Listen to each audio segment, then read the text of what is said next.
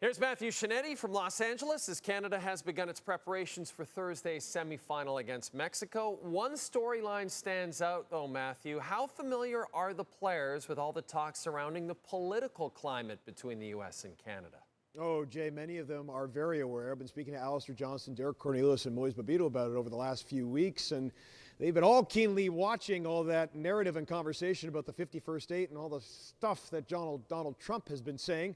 And also, too, when we go back to the Four Nations face-off, particularly those games between Canada and the U.S., many of the members of the Canadian men's national team were posting about it and their celebration to Connor McDavid's goal on social media. So that is motivating this team, but they don't really need that extra sense of motivation. Coming off that Copa America run to the semifinals, those games kind of galvanized this team and really made them believe that not only are they close to really progressing as a soccer nation under Jesse Marsch, but they're getting closer and closer to a goal that they really want before the World Cup, and that's winning a trophy. And that can happen this week, and it's critical because many of the top players that you're going to see this week may not be available come the summertime with FIFA holding the Club World Cup, and then when we also take a look at the Gold Cup and some players needing rest. This is the prime time, and when you think about the brotherhood this team has and all the extra motivation and the national unity they have all been feeling, even those playing in Europe, this is prime time to be motivated to finally get their hands on a trophy. Matthew, do you have any early indication as to which way Jesse Marsch is leaning for his starting 11 against Mexico on Thursday?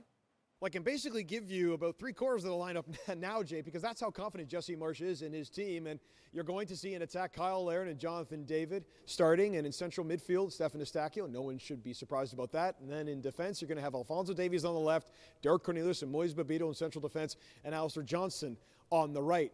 That should surprise nobody, as I said, because Jesse Marsch, not only is he confident in his team, he's confident in himself and the decisions he's going to make, but that doesn't mean that there aren't going to be big calls that he's going to have to make. Specifically, who's going to play next to Stefan Eustáquio? And is someone like Tajon Buchanan going to play on the wing, given the fact that he just started for Villarreal against Real Madrid this past weekend? And is there a role for Jacob Schaffelberg, even though he's been dealing with a thigh injury? And how about in goal? I've been talking to Jesse Marsch about this for months.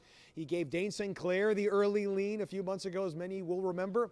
But he was also talking about how reliable Maxime Crépeau is, irrespective of the fact that Maxime Crépeau essentially hasn't played for his club and his country in a number of months. So, yes, there's a big section of the lineup that Jesse Marsch is very confident in, but there's going to be many big calls in the coming days, Jay.